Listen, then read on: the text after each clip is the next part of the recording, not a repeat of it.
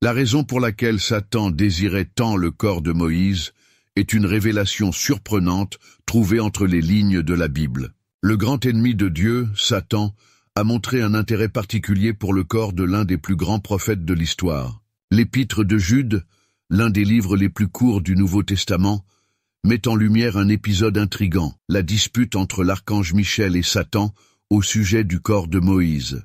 Au chapitre 1, verset 9, une brève mention est faite de cette dispute où Michel, lorsqu'il dispute avec le diable au sujet du corps de Moïse, n'ose pas prononcer un jugement de malédiction contre lui, mais dit « Que le Seigneur te réprimande ». Bien que ce passage soit bref, il soulève plusieurs questions. Pourquoi Satan était-il si intéressé par le corps de Moïse? Quel était l'enjeu de ce conflit? Et pourquoi cet événement n'est-il mentionné qu'une seule fois dans la Bible? Pour mieux comprendre le sens de cette dispute, il est nécessaire de considérer le contexte de la lettre de Jude. L'auteur écrit pour mettre en garde les chrétiens contre les faux enseignants qui s'infiltraient dans l'Église, apportant des doctrines déformées et éloignant de nombreuses personnes de la foi. Dans Jude 1.4, il utilise des exemples de l'Ancien Testament pour illustrer le jugement de Dieu sur ceux qui se rebellent contre lui, comme les Israélites incrédules verset 5, les anges déchus verset 6 et les villes de Sodome et Gomorrhe verset 7. Dans ce contexte de rébellion et de jugement, Jude mentionne la dispute entre Michel et Satan, l'utilisant pour souligner l'audace des faux docteurs qui blasphèment contre les autorités célestes. Cela contraste avec la position de Michel qui, bien qu'étant un être puissant, n'a pas porté de jugement sur Satan, mais a fait appel à l'autorité du Seigneur. Bien que la mention du conflit soit brève, elle révèle des leçons importantes. Tout d'abord, cela nous rappelle qu'il y a une bataille spirituelle constante dans le monde invisible, où les anges fidèles à Dieu affrontent les forces du mal dirigées par Satan. Deuxièmement, cela montre que même un ange puissant comme Michel reconnaît l'autorité suprême de Dieu et n'agit pas de son propre chef, mais s'appuie sur le jugement divin. De plus, le caractère unique de cette référence suggère que cette histoire est bien plus complexe que ce que nous pourrions comprendre à première vue. Pourquoi la dispute sur le corps de Moïse est-elle si importante qu'elle est incluse dans l'épître de Jude? Quelles sont les implications de ce conflit pour notre compréhension de la guerre spirituelle et des desseins de Dieu?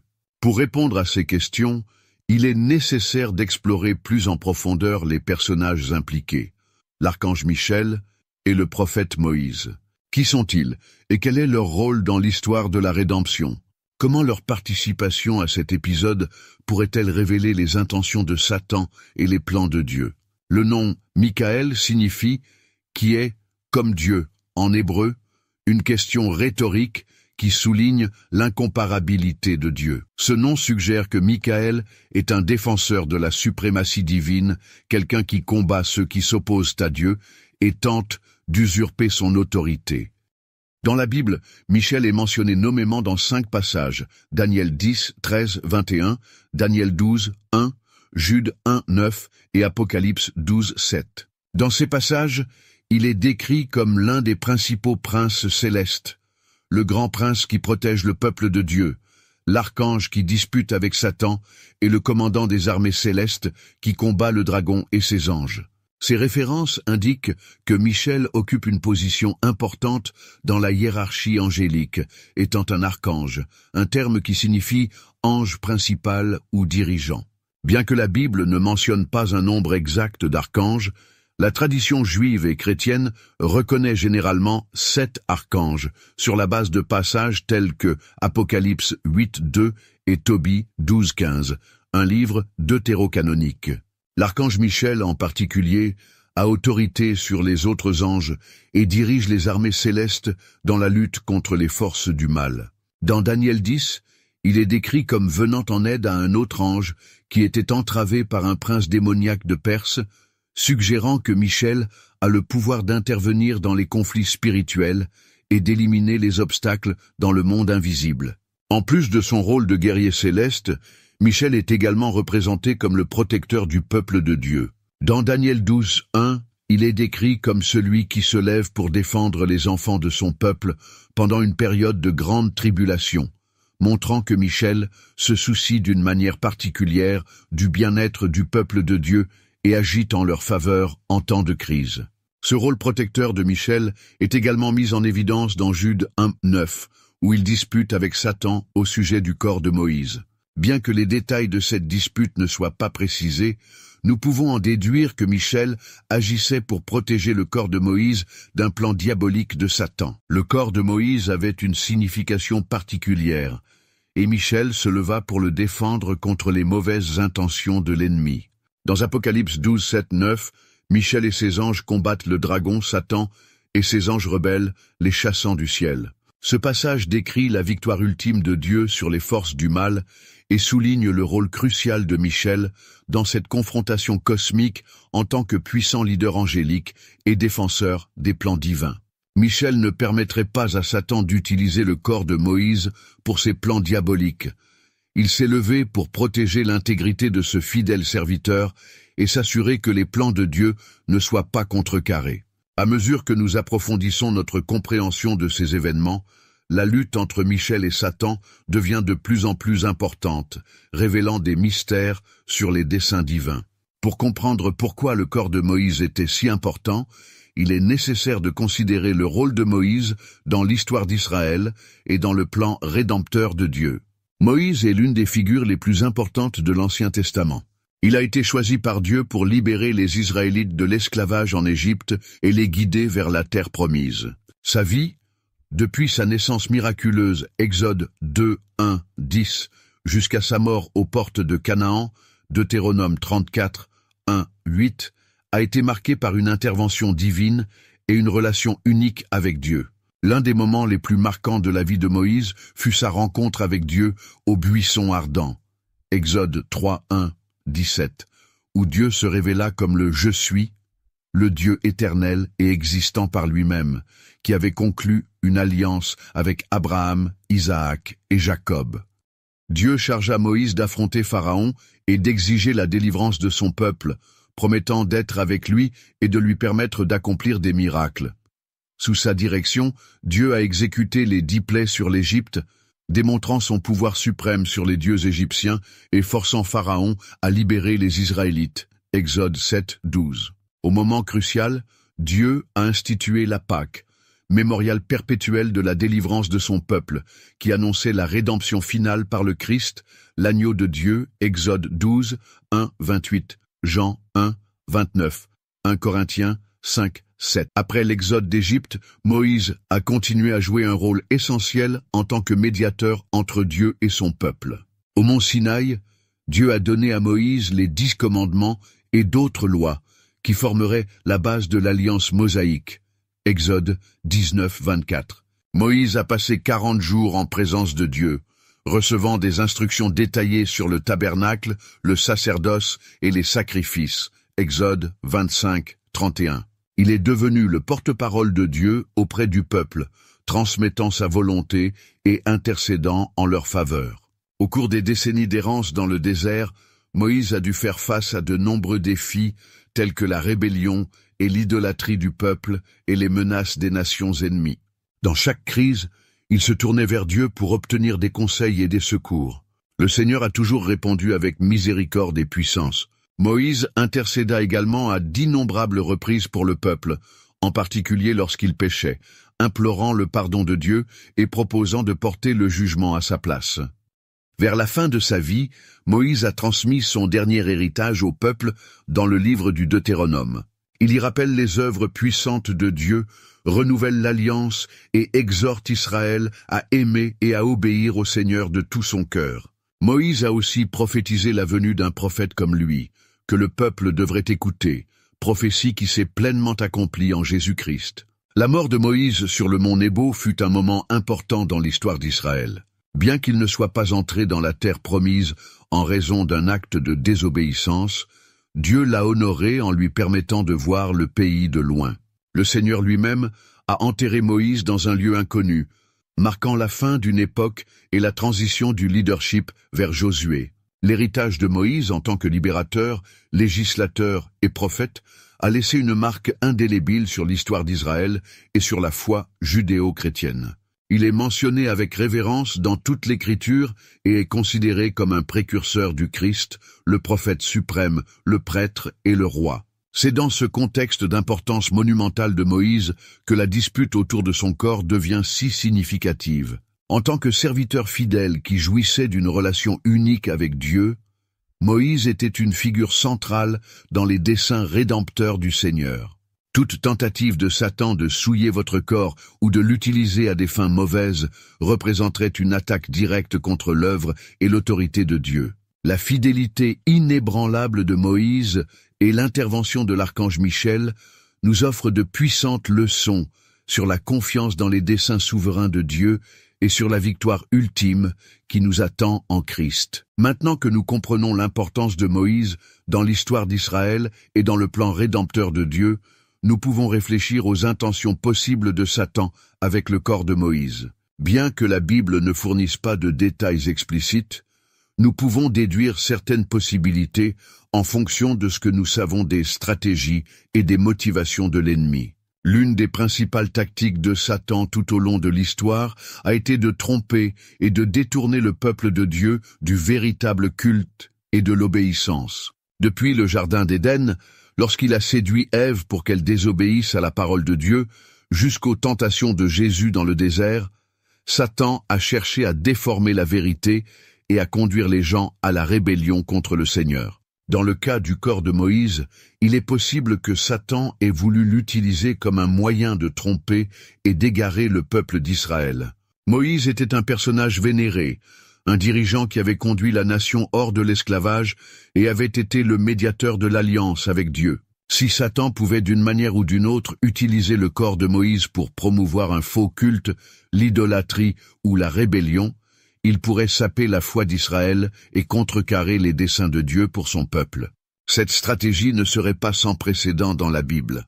Après la mort de Gédéon, par exemple, les Israélites ont utilisé l'or du butin de guerre pour créer une idole, qui est devenue pour eux un piège spirituel. Plus tard, le roi Jéroboam établit des lieux de culte idolâtres à Dan et à Béthel, utilisant des veaux d'or pour détourner le peuple du véritable culte à Jérusalem.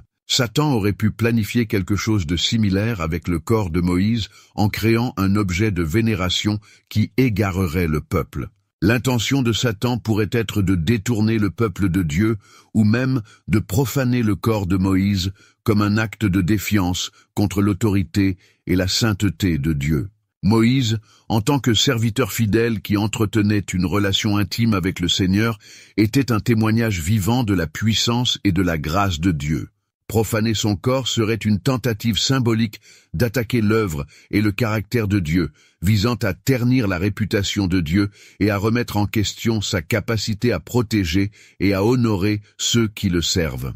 Cette tentative de profanation reflèterait la nature rebelle et mauvaise de Satan, l'ange déchu qui s'est rebellé contre Dieu, comme décrit dans Ésaïe 14, 12, 15 et Ézéchiel 28, 12, 19. Satan est constamment en guerre avec le Seigneur et son peuple, cherchant à saper l'œuvre de Dieu de toutes les manières, que ce soit en tentant les croyants à pécher, 1 Chroniques 21, 1, Luc 22, 31, s'opposant à la diffusion de l'Évangile, 2 Corinthiens 4, 4, 1 Thessaloniciens 2, 18, ou inciter à la persécution de l'Église Apocalypse 2, 10, 12, 13, 17. Profaner le corps de Moïse ne serait qu'une autre manifestation de son hostilité envers Dieu. Une autre possibilité serait que Satan ait essayé d'utiliser le corps de Moïse d'une manière ou d'une autre pour contrecarrer les plans de Dieu pour Israël. Moïse a joué un rôle crucial dans la formation d'Israël en tant que peuple de l'alliance de Dieu, en leur donnant la loi et en les guidant vers la terre promise.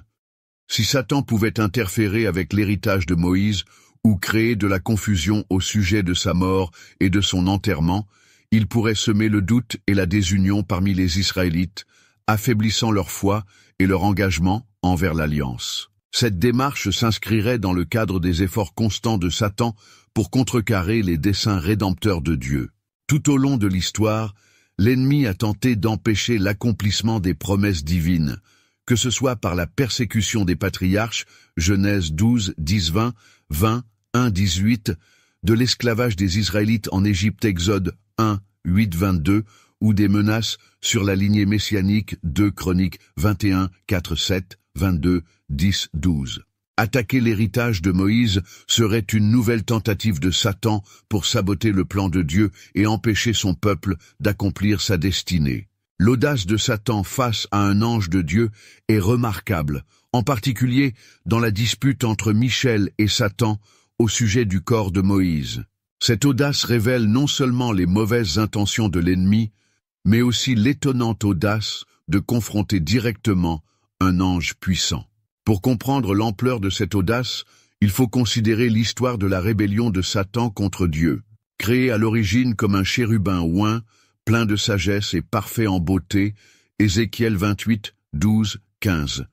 Lucifer, comme Satan était connu avant sa chute, devint rempli d'orgueil et aspirait à être l'égal du Très-Haut, Ésaïe 14, 12, 14. Il a mené une rébellion angélique contre Dieu, ce qui a entraîné son expulsion du ciel avec un tiers des anges, Apocalypse 12, 3, 4, 7, 9. Depuis lors, Satan a mené une campagne implacable contre Dieu et son peuple. Il est décrit comme le Dieu de cet âge, 2 Corinthiens 4, 4, le prince de la puissance de l'air, Éphésiens 2, 2, et l'accusateur des frères, Apocalypse 12, 10, visant à voler, tuer et détruire, Jean 10, 10, s'opposant à l'œuvre de Dieu et égarant les gens de la vérité et de la justice. Dans ce contexte de rébellion obstinée, l'audace de Satan à affronter Michel au sujet du corps de Moïse est encore plus choquante. En tant qu'ange déchu, Satan connaît la puissance et l'autorité des anges fidèles de Dieu et est conscient qu'il n'a pas la force de l'emporter sur eux dans une confrontation directe, comme cela a été démontré dans sa défaite devant Michel et les armées célestes, Apocalypse 12, 7, 8. Cependant, en contestant le corps de Moïse, Satan fait preuve d'une audace surprenante. Satan, en défiant directement la volonté de Dieu et l'autorité de ses serviteurs angéliques, cherche non seulement à profaner le corps de l'un des plus grands prophètes de Dieu, mais ose également résister à Michel, l'archange chargé de protéger le peuple de Dieu et de soutenir ses desseins. Cette audace reflète la nature arrogante et rebelle de Satan. Bien qu'il sache qu'il est destiné à la défaite et au jugement éternel, Matthieu 25, 41, Apocalypse 20, 10, il continue de s'opposer obstinément à Dieu et d'attaquer son peuple, poussé par une haine irrationnelle de tout ce qui est bon, vrai et saint. Il n'épargnera aucun effort pour corrompre et détruire l'œuvre de Dieu. La dispute au sujet du corps de Moïse met également en évidence la volonté de Satan d'exploiter toute opportunité pour faire avancer son programme maléfique, en cherchant des échappatoires ou des faiblesses qu'il peut utiliser pour influencer, tenter ou attaquer le peuple de Dieu, que ce soit par des tentations subtiles, 1 Chroniques 21, 1, des accusations incessantes, Job 1, 6, 12, 2, 1, 7, ou attaque directe, Luc 22, 3, Actes 5, 3. Satan complote constamment contre les fidèles. Face à cette audace et à cette obstination de l'ennemi, l'exemple de l'archange Michel devient encore plus instructif. Bien qu'il se soit retrouvé face à une situation provocatrice et à un adversaire puissant, Miguel n'a pas eu recours à des accusations arrogantes ni à des attaques impétueuses. Au lieu de cela, il a fait appel à l'autorité suprême de Dieu déclarant que le Seigneur te réprime. Jude 1, 9. Cette réponse nous enseigne de précieuses leçons sur la manière dont nous devons gérer les attaques de l'ennemi. Bien que nous soyons appelés à résister au diable, Jacques 4, 7, 1 Pierre 5, 9, nous ne devons pas le faire par nos propres forces ou notre propre sagesse. Nous devons, comme Michel, faire confiance à l'autorité et à la puissance de Dieu, invoquer son nom et rester ferme dans sa vérité. Nous allons maintenant explorer plus en profondeur la nature de la bataille spirituelle entre le bien et le mal, ainsi que les leçons que nous pouvons tirer de l'exemple de Michel et d'autres personnages bibliques. Nous verrons comment, malgré l'audace et l'obstination de l'ennemi, nous pouvons avoir confiance dans la victoire finale de Dieu et dans la protection qu'il offre à tous ceux qui ont confiance en lui. La lutte entre Michel et Satan pour le corps de Moïse offre un aperçu fascinant du monde spirituel invisible et du rôle crucial que jouent les anges dans la bataille cosmique entre le bien et le mal. Tout au long des Écritures, nous voyons des anges activement impliqués dans la réalisation des desseins de Dieu et dans la protection de son peuple. De l'ange qui gardait l'entrée du jardin d'Éden après la chute Genèse 3, 24 aux anges qui serviront les fidèles pendant la tribulation, Apocalypse 7, 1, 3, 14, 6, 7. Ces êtres célestes servent d'agents de la volonté divine et de défenseurs de la justice. L'une des principales fonctions des anges dans la guerre spirituelle est d'être des messagers et des interprètes de la révélation divine. Tout au long de la Bible, les anges parlent aux individus pour transmettre des messages, des avertissements et des instructions de Dieu. Ils annoncèrent la naissance d'Isaac à Abraham, Genèse 18, 1, 15. Réconfortèrent Agar dans le désert, Genèse 16, 7, 14.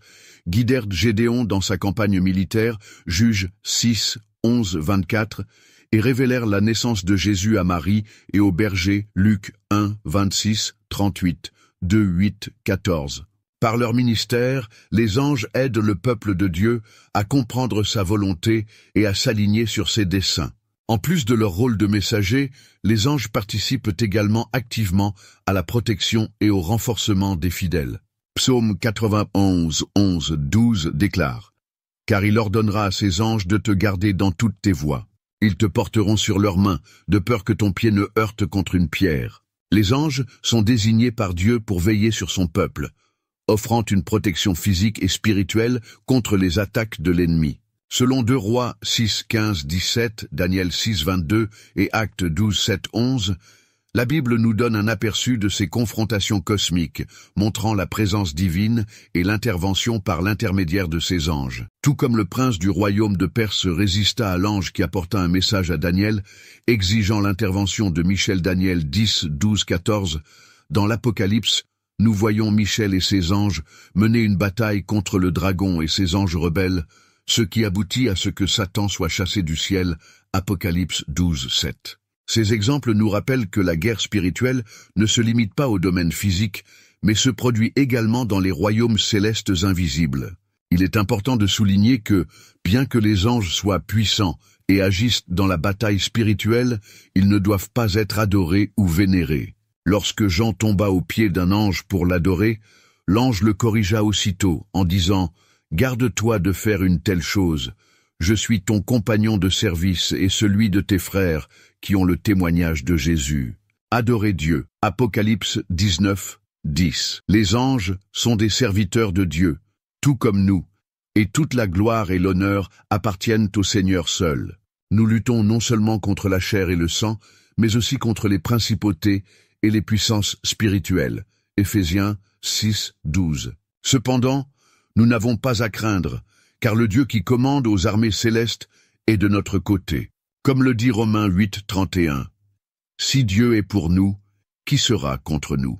Par la prière, la foi et la soumission à Dieu, nous pouvons nous tenir du côté victorieux du conflit cosmique, confiant que celui qui est en nous est plus grand que celui qui est dans le monde. 1 Jean 4, 4. Le conflit entre Michel et Satan au sujet du corps de Moïse n'est pas un événement isolé, mais fait partie d'une guerre spirituelle continue qui se déroule depuis la chute de Lucifer. Cette bataille entre le bien et le mal imprègne toute l'histoire humaine et a de profondes implications pour nos vies et notre foi. La Bible indique clairement qu'après sa rébellion contre Dieu, Satan fut précipité sur terre avec un tiers des anges qui le suivaient. Apocalypse 12, 3, 4. Depuis lors, il agit comme le prince de ce monde. Jean 12, 31, 14, 30, 16, 11, cherchant à aveugler l'esprit des incroyants. 2 Corinthiens 4, 4, et à détourner les gens de la vérité de Dieu. 1 Timothée 4, 1, 2 Timothée 2, 26. Tout au long des Écritures, nous voyons Satan utiliser diverses stratégies pour perturber les plans de Dieu et attaquer son peuple. Il est décrit comme un menteur et le père du mensonge, Jean 8, 44, tentateur Matthieu 4, 1, 11, 1 Corinthiens 7, 5, accusateur Apocalypse 12, 10, et comme un lion rugissant, cherchant qui dévorer, 1 Pierre 5, 8. Il travaille pour semer la discorde, promouvoir le péché et détourner les gens de Dieu. Un exemple frappant des tactiques de Satan peut être vu dans la chute de l'humanité dans le Jardin d'Éden. Genèse 3, 1, 7. Par ruse et tromperie, il a semé le doute sur la bonté et la véracité de la parole de Dieu, séduisant Ève pour qu'elle désobéisse au commandement divin. Ce modèle de tromperie et de tentation s'est répété tout au long de l'histoire, alors que Satan tente de corrompre la création de Dieu et de contrecarrer ses plans rédempteurs. Un autre exemple des machinations de Satan se trouve dans le livre de Job. Avec la permission de Dieu, Satan a attaqué Job avec une série d'épreuves et d'afflictions, dans une tentative de le faire maudire Dieu. Bien que Job soit resté fidèle au milieu de la souffrance, son histoire illustre la détermination de Satan à tester et à attaquer la foi des croyants. Il est nécessaire que les chrétiens soient conscients de la guerre spirituelle dans laquelle ils sont impliqués et qu'ils soient équipés pour faire face aux attaques de l'ennemi. Dans Éphésiens 6, 10, 18, nous sommes exhortés à revêtir l'armure complète de Dieu afin que nous puissions tenir contre les ruses du diable. Cette armure comprend la vérité, la justice, la préparation de l'évangile de paix, le bouclier de la foi, le casque du salut et l'épée de l'esprit, qui est la parole de Dieu.